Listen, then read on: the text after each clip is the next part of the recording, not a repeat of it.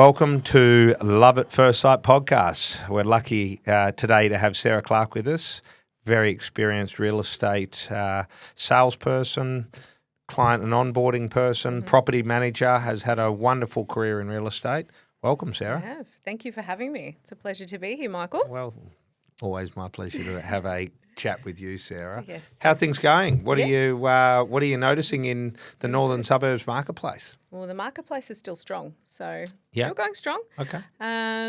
We're still bringing in amazing properties and bringing in new people that, want to lease out their properties and get some amazing tenants. Okay. Yep. Terrific. Yeah, so it's good. And, of course, coming into the end of the financial year, what are you noticing or what's the advice that you're giving new investors and rental providers is the technical term, the rental providers in the market now being the last sort of quarter into the financial? Yeah, definitely. If it's a, slightly older home, get all your renovations done and sorted. Yeah. So that's number one. And, putting in anything that's needed. So heating, air conditioning.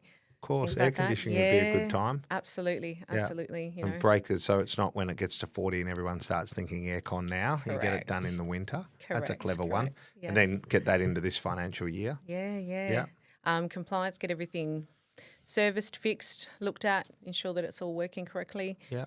And How have you noticed the compliance change in real estate? How long have you been in real estate for now? 13 years. 13 years. And there's been a lot of change in those 13 years. A lot of change. A lot of changes. Definitely a veteran. Yes. They say the average property manager and sales or BDM, we call it the client experience and onboarding role, certainly is less than a 2-year tenure. So to be in the industry 13 years is absolutely a terrific feat. So the tenure of property managers and certainly in the real estate, there's been a mass exodus. Yes. As the role has changed a lot, certainly a lot more pressure on them or on our industry. And I think one of the good things about the laws that were brought in with the right to disconnect has been terrific for a lot of the property management side because it is giving people a break, and there is a lot of burnout in our industry. But of course, doing 13 years, what have you noticed is the changes and the effects on that for investors and what 13 years ago we would have referred to as landlords and now we refer to as rental providers. Yeah. What have you noticed of the increase of challenges for the investment market? Yeah, no, definitely. I think it's all about educating your investor as well. So ensuring that they understand how it is when you're putting a tenant in, you want the longevity of the tenant to be there. Yeah. Whether it is educating them not to put the rent up every single time. Okay. To keep and retain a good tenant is also another thing. Yeah. Having that relationship with the tenant, so being able to, have a really strong relationship with both. Of course, that would be quite a challenge for a rental provider with the increased expenses and then the market rate and managing. How do I manage to make sure that I'm getting a return on my investment and also maintain that I'm keeping a good tenant in the property. What sort of leadway do you see owners supporting inevitably the rental market? Yeah, is it $10 a week, or how are you seeing them give back to their renters? Again, it comes down to education and sort of always being there for the renters when they need something. So if there's something within the property that needs fixing, attending to, they're there. Yeah. Yeah, it's ensuring that and also educating them on the compliance side of everything. Yeah. And do you notice that moving in, that there's trends that come into the end of the financial year with particular demographics moving in or moving out, uni students maybe, or first homeowners, especially after the announcements of late? Are there any trends that you've noticed over your tenure that sees a better time to have an investment property come for rent? I wouldn't say better time. Yeah. There's always a good time. Yeah. Anytime's a good time. Yeah. But I do see properties, 3 bedrooms and above do tend to attract, the uni students and things like the that. Bigger housing bigger rooms. housing, the older homes. And is that affordability, do you think? It can be. Yeah. It can be, absolutely. Yeah. It can be. As long as they're, taking care of the property and, the property manager is doing their job and keeping in touch with the renters and making sure that they're doing their part in it as well. Yeah. Yeah. Yeah, okay. And from a minimum standard, so that's been the big topic in our office certainly, that came into effect in November last year. What have you seen the changes of the properties or the works being undertaken mostly that have under understandard, that have needed to be made standard whilst working in the marketplace? Yeah, definitely. Heating and cooling, massive one. Okay. Things like, I'd say heating and cooling. Yeah. Yeah, And there is a new minimum standard coming up. Plumbing is another one. Plumbing's another Plumbing one? is another one. Yeah. Especially with the newer homes. And what have they been upgrading that wasn't making minimum standards with the plumbing specifically? The hot water systems. Okay. So there was a lot of upgrading to do with hot water systems from the old way to the new one. Yep. So that's made a massive, massive difference and big impact on just not having so many issues with hot water systems and in general. Yeah, okay. Yeah. And is it next year that the minimum standards are going to include air conditioning? Next year they're going to include air conditioning. I know there's some additional ones coming in. That's actually coming in. I'm pretty sure that's this year. Don't it's quote this me year? on that. I'm Yep. pretty sure it is. Yep, okay. Don't quote me on that. And there's insulation that's going to be brought in. Insulation There's will air be in with conditioning that as brought well. in. Correct, Yeah, correct. okay. And in and around the marketplace, how much do you think rents have gone up from the start of your career to now? Substantially. Yeah. Substantially. Yeah. So from the start of my career, you'd see a 3-bedroom house in a suburban city going for about 440, 450. Yeah. And now we're going up to 600, 650 Yeah, wow. There per you go. week. So Yeah. substantially.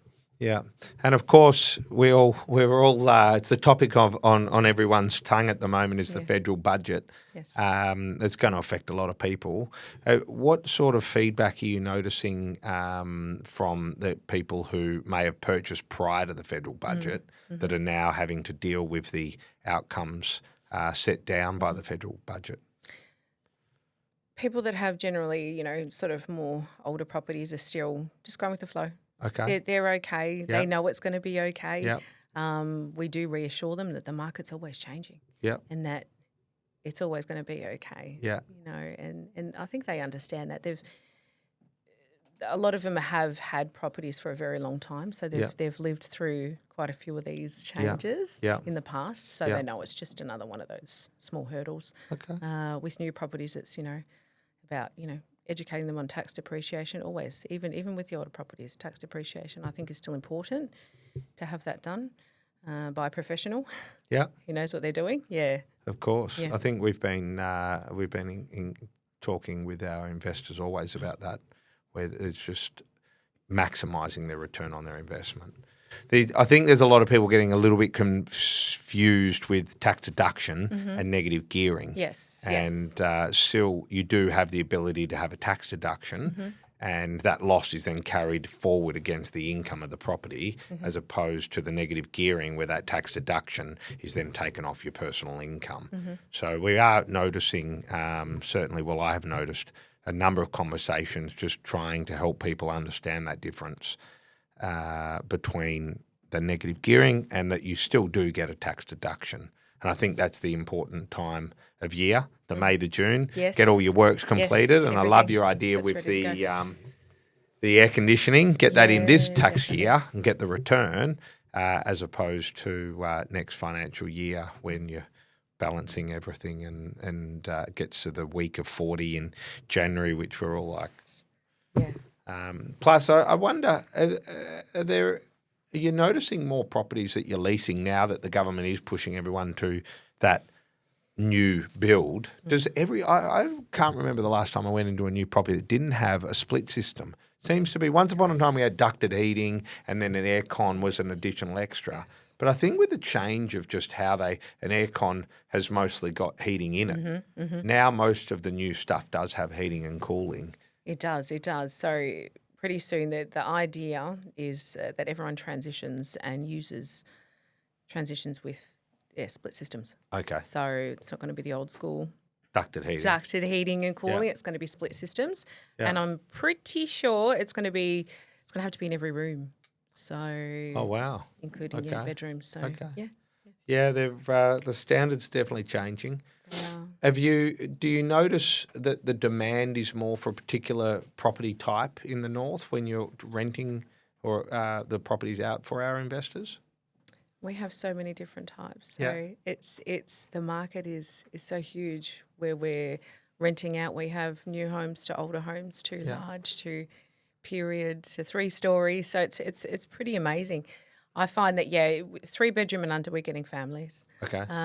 Families, people that want to move in together, couples. Yeah. A lot of people are pairing up these days because it's so expensive. Yeah. Then we've got 4 bedrooms and above where you've got lots of people teaming up and sharing and just reducing those expenses. Absolutely. So where Elbow suggests that we just take our roof rack off our cars to save money. Correct. We're actually seeing the truth. The truth of it is that we're pairing and supporting each other. Yeah. And that's very interesting.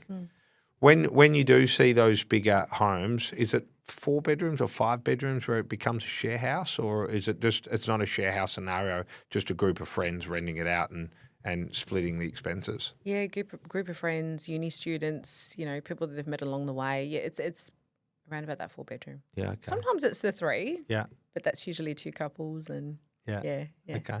And to any new investors out there, what would you be sort of suggesting would get me the best return on my investment?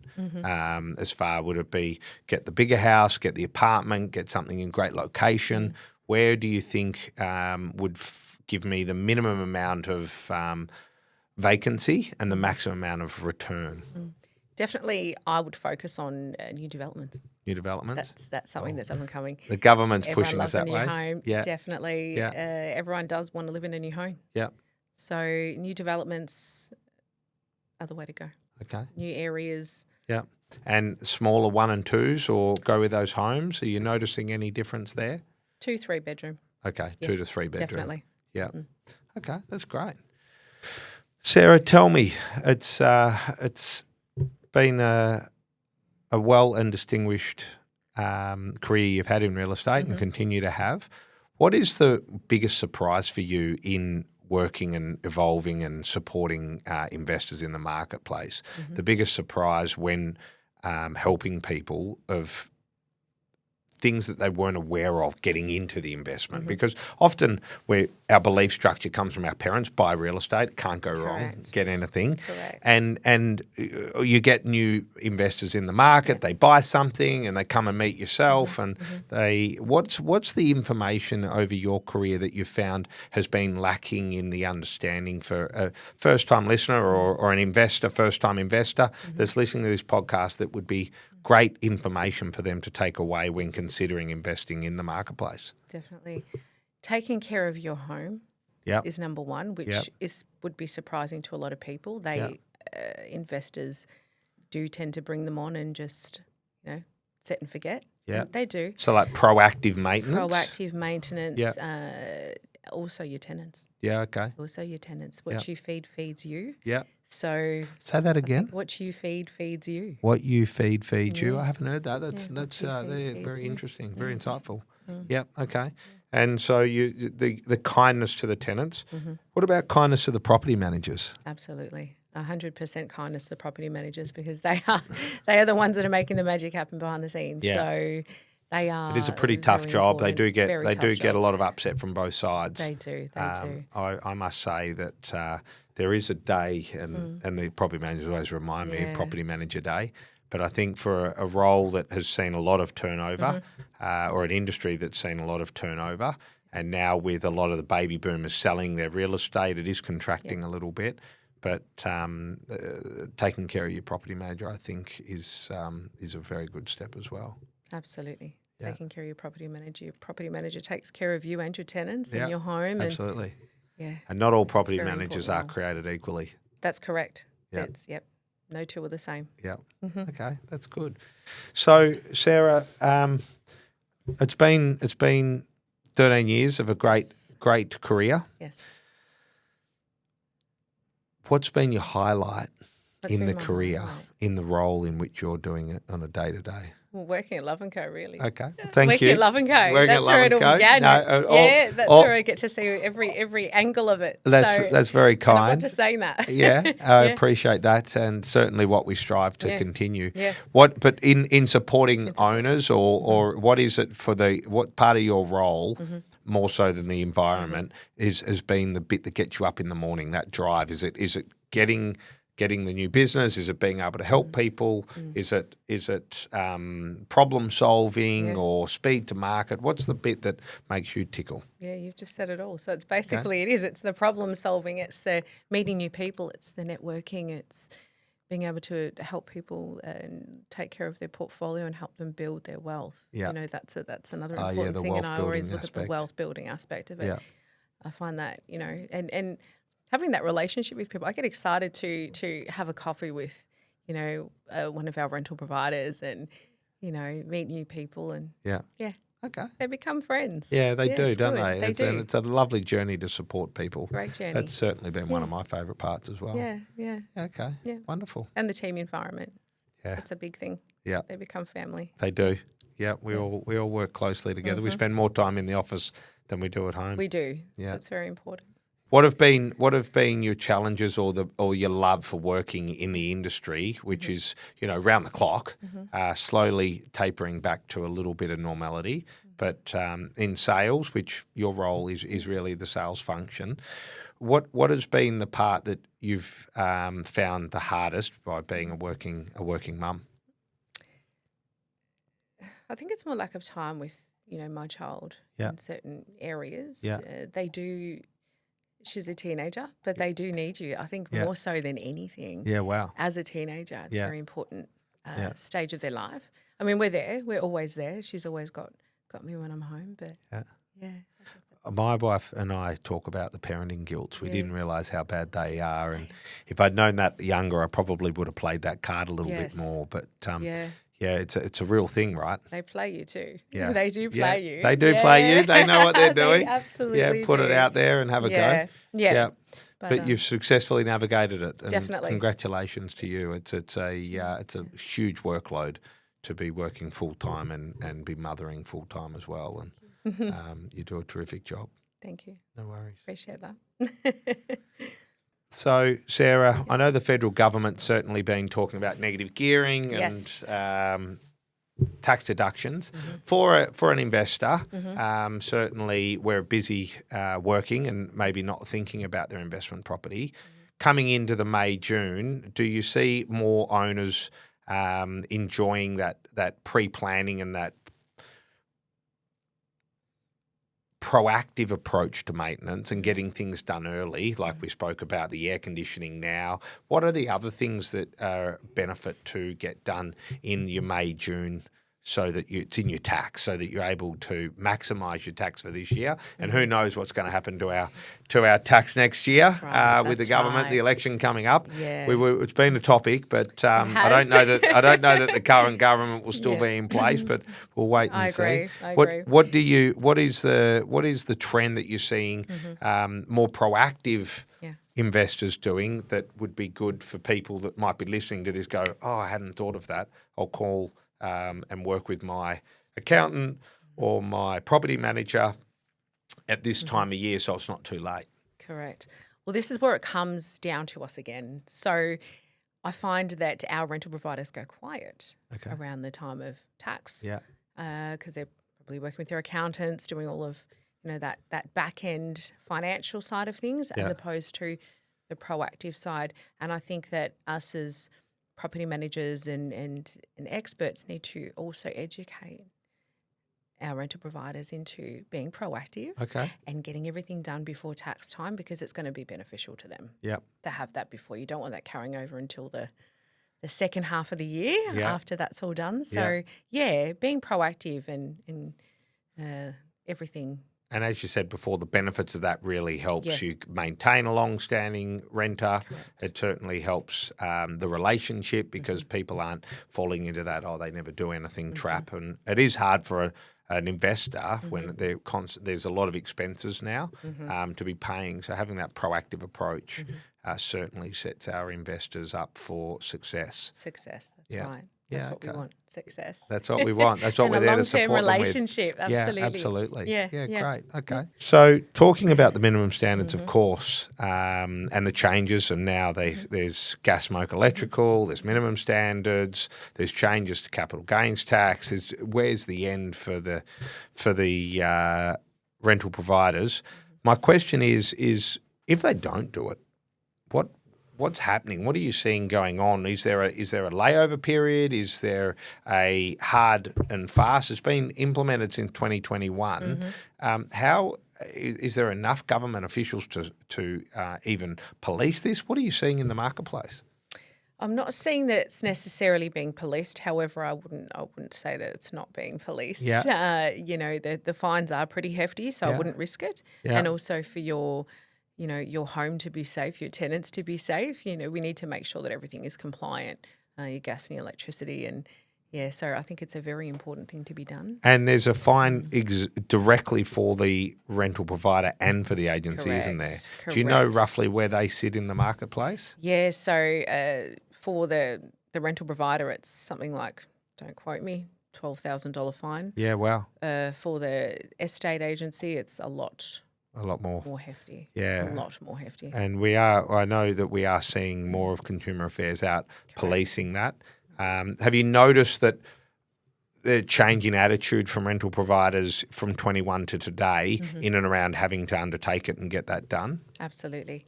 It's a tough one because I was surprised at how many rental providers were unaware of all of this. So when we do meet with them, I educate them on compliance and what needs to be done, so they're well aware that this is now how it is. And a lot of them go off and get it done prior to even coming onto us. Yeah, okay. Yeah, so they're actually facilitating it. It's a lot. I notice it's a lot more of a broader conversation now in the marketplace. Yeah. Sarah, obviously the federal budget is a hot topic. Yes, and we're touching on that generally, and I know everyone is being a little bit cautious in and around their thoughts. But I think the federal budget was designed in a way to be able to support new people coming into the marketplace. What's the sentiment in the market in and around the negative gearing being removed that you're seeing in the marketplace? Seeing much of it. It's just people are still continuing as they were. It's business as usual, really. It's business as usual. It's business as usual, which I'm loving. Yeah, I'm loving this. Okay, so it's good. But if I was to say, I'd be definitely heading into the new builds and the construction market, sort of looking into that a little bit more. Yeah. Okay. Yeah. For a new investor. Yeah. What are your thoughts on that, Michael? There's a couple of thoughts, and there's been a lot flying around. Yeah. I know there's people talking about cutting negative gearing or capping negative gearing. Yeah. I truly believe that when you're entering into the real estate market, your wage is the hardest part for everybody. Yes. Because you're not at the top of your career, you're starting out. People that seem to get a wage berth early, that invest early, seem to do well long term. Though there's a couple of things that I would probably consider more beneficial than cutting negative gearing would be quite simply to offer negative gearing to first home buyers, because that's going to reduce the taxable income to your first home buyer and allow them to get a negative gearing aspect against their wage. So negative gearing, I think a lot of people make a common mistake between negative gearing and tax deduction. Yes. But what happens is the language I was always taught is a necessarily incurred expense for producing income is tax deductible. Yes. And so if you have a rental income of $30,000 and you have $50,000 of expenses, you have a loss of $20,000 that was able to be applied to your income. So if you had an income of $150,000 and a loss in your rental property of $20,000, that would see that you had a tax deductible, taxable income of $20,000 less than what you earned. So you could carry it from your investment property over into your salary. Great advice. What we're noticing now is that the government's come out and said that you can't split it across to your advice. It just stays in. So that loss goes against your income in the following year, but it'll also build as a loss, which will minimise your capital gains at the end. So from my point of view, if we're really serious about helping first homeowners coming into the marketplace, why wouldn't we offer them that negative gearing on their own home to support them where they might not be able to afford the full whack, but they also don't have of getting tradespeople in to renovate and develop. Right. But they also are at a point where they are trying to do renovations, but they don't have the education to be able to do the extra work. So to renovate and utilise it as a vehicle to build their wealth, and my parents always spoke about moving into a home and having the sheets up over the windows as the blinds. But supporting people in getting that tax deduction in which they would get if they were buying an investment property but buying it up front. The other thing I think that is interesting that no one talks about is variable interest rates. Okay, yes. Now, there's I think only 4 countries in the world that have variable interest rates. Most countries, when you get a loan, if you set the loan in at 5%, it's set in at 5% for the term of the loan. So that in the event that a bank offers a lower rate, you refinance, but you refinance your loan lower, which helps people budget, but also helps the economy stay a little bit more stable. Yes. And that's something I think that we need to be considering. Our banks are the most profitable in the world. They absolutely are. And so if our banks are the most profitable in the world and they have a variable interest rate, and so many countries don't have variable interest rates, when you get your loan, it's locked in. Why wouldn't we offer that to first home buyers as well, or introduce something like that where you go, okay, it's 5%, I lock in at 5%, and I can refinance at 4.5%, but you're always improving that financial position, but also assisting people with their budgeting because for the next 30 years or for the term of my loan, I'm going to be paying $2,000, $3,000, $4,000 a month, which certainly can assist people. And I'm unsure why the government hasn't taken that approach. Yeah. If we're really going to try and support people entering the market, I think it's about finance, but I also think it's about ensuring their wages there's a continual let's increase wages, but you're seeing now the increase of wage means that there's an increase of product which gets passed through. Yeah. The increase of expense to the landlord or to the rental provider inevitably gets passed through. And we're seeing that with a barista earning more, a coffee is earned more. Yes. The rent goes up. So I'm sitting there and in my mind I'm asking, why wouldn't we offer negative gearing? Because that's going to help subsidise where we're not, if you're entering the market at 18, 19, 20, you're still learning a lot of things and your wage reflects that. It does. Wouldn't we offer first home buyers that opportunity to get the benefits of negative gearing, reducing their taxable income when it isn't as high, assisting them into the market where now we go in and we're renting at that age, 18, 19, 20, and it's continuing on 25, 26, our income increases, but so does our expenses. And what I'm just curious if that has been reviewed. I'm also curious who in the Labor Party that reviews these budgets is actually business minded in any way, shape, or form. I'm not sure, but I'm about to say vote Michael Love. We're voting I wouldn't go that far. Real estate's one thing, but politics is a whole nother level. I'm certainly, I do my best to be politically correct, but I'm often corrected. You're doing great. Michael. Thank you. But so I've actually never thought about who's behind the scenes thinking of all of that and putting all that together. Yeah.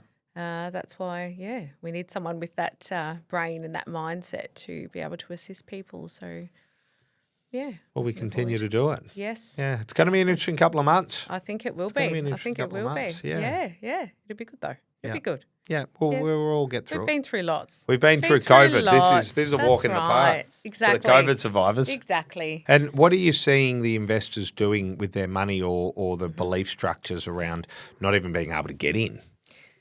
They team up.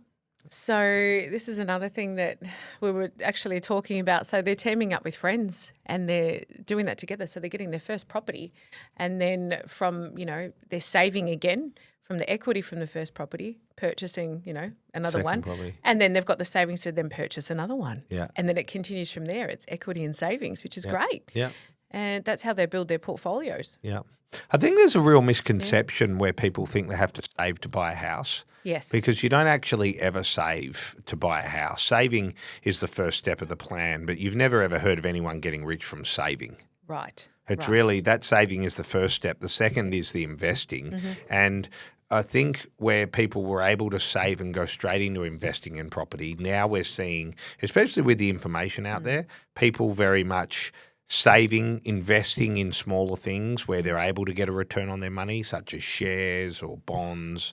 And then as that is growing, then having a bigger deposit to then reinvest into the real estate. Are you seeing more of I think they're calling it rent vesting, where they're investing in real estate as an investment property but renting where they want to live? Correct. Yeah, there's a lot of that. Yeah. That's how pretty much all of them live. So, someone who's got a quite large portfolio is usually renting. Yeah, wow. Yeah. Okay. And working from home, we're seeing people more choosing to rent from home and work from home. So they're renting and working from home because they get a deduction on renting from home. But if you work from home in a house you own, you're actually creating a capital gains tax scenario onto that portion of the home that you might be using as a tax deduction. Yeah, correct, especially with that fourth bedroom. Yeah. If you're renting or if you're living in it. Yeah. Yeah. So we are definitely seeing that a lot now. So even prior to this, they were still renting properties a lot. Yeah. And they'd have a nice healthy portfolio. Yeah. Yeah. Are you seeing the continuation of a lot of new builds? I'm sort of driving around and from where it was in the 2000s and 2000s up to COVID, I used to see a lot more development occurring. Have you? And it's been a little while since I've been doing BDM, but have you noticed less particular types of developments or less developments in the marketplace? I have. It's slowed down. It's slowed down, and I was wondering why. I think they're seeking out new acquisitions, new land, I think there's a bit of that going on in the background at the moment. Yeah. Because there's only so much land that we can purchase and build on, right? Yeah, they're not making any more. I am seeing a lot of developers building up. Okay. So instead of building out, they're building up. Yeah. Yeah. So but it has slowed down. It has slowed down. Okay. Yeah. Which is going to make it more difficult, but it's certainly to get in, but you'll start seeing those rentals under supply and demand start increasing. That's right. Which in turn will bring more investors back to the market, which will see housing prices continue to go. So investment's still a good place to be, or real estate's still a good place to be investing your money in the short and long term. Absolutely. We're just going through this time, which we don't even know if it'll happen with the election driving and the politics in full swing. It may not actually get to it, which I think the Australian people are very much making their voice heard that it might be a less favourable budget that's been released. Mm-hmm. Yeah, no, I agree. I think there's always opportunity. Yeah. In times like this, there's always opportunity. So. Yeah, that's when you. That's a good point. That's when you do it. Yeah, that's when you do it. Take the leap. Yeah, I think Warren Buffett said something like, "Be fearful when others are greedy, and greedy when others are fearful." Yes, and I think you're seeing that shift in the marketplace now. Yes. So Warren Buffett was a wonderful investor in a lot of markets, and in this marketplace at this time, I think he would be saying, be greedy, because there is a lot of fear around the budget and what's going on in the market. And rightfully put by you, there's always opportunity. Always opportunity. That's right. Yeah. Yeah.